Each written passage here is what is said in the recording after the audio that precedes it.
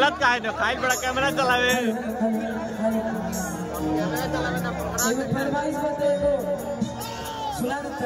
हां कि ए जी हां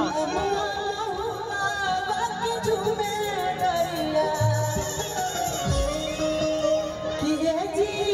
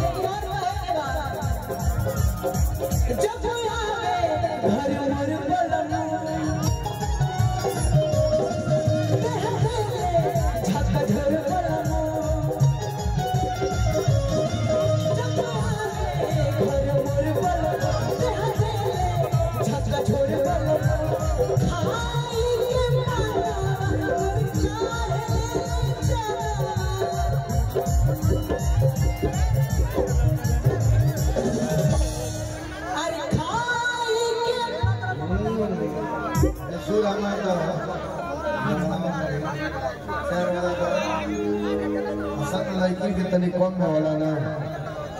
आई देखा जा हमार माने क्या लोग हम लोग हिसाब किताब भेजे है ना शादी ना हमरे दीदिया के ननद है ना हो तो हम लोग अपने में का बतिया चल हाई तो वो जिनिस वाली कहां से आगे नहीं हम एक बराबर पड़ गए तो हम लोग कब आए खाली आई हो, कौन बुलाया है? हमने बुलाया है पप्पू भैया। अच्छा ठीक है, तब तो स्वागत है, वेलकम। पप्पू भैया बुलाया है, अभी भोजन में थी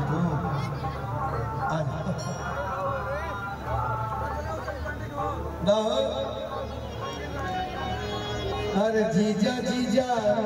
कोई के जियावत नइखे,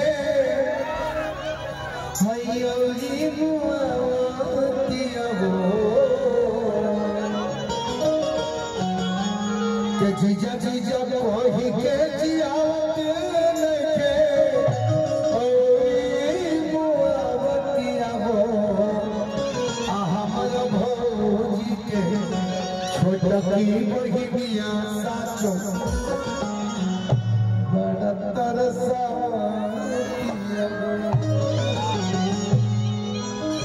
हम एगो गाना बस गाई, एक बाद ऋतु आई है, सानिया गई है,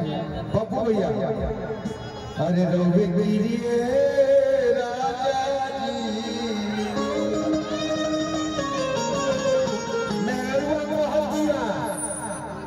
आगे कान खोल के सुन ला।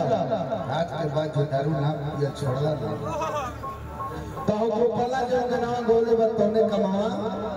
को जाए। अब तो कहता से वो और केसरिया नौलर लगाना आओ में ई गाना धूम में गा देले बा तो कहता से ऊपर गावा 2004 में बोले रहल तो गरी कहानी पैदो भर गया सकिना हरे राम चचाओ तनी। अच्छा दुल्हा के चाचा आदरणीय विधायक जमुरिया बंगाल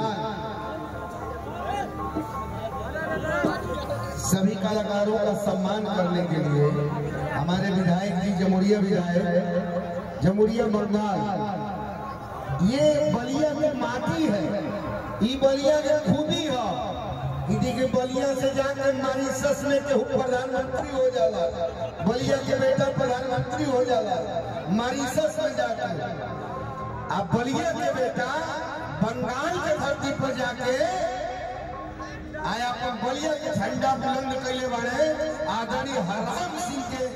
नाम से जो विधायक हमारे जमुरिया से जिनका भतीजा के तिलक में हमने क्या है भतीजा ये बलिया के माटी के असर है, ये बलिया बागी बलिया के माटी के असर है कि आदरणीय श्री हरराम सिंह जी बलिया के माटी के नाम बलिया के आदरणीय चित्तू पांडे मंगल पांडे आदरणीय चंद्रशेखर जी के नाम के बुलंद जाके बलिया जिला में कहले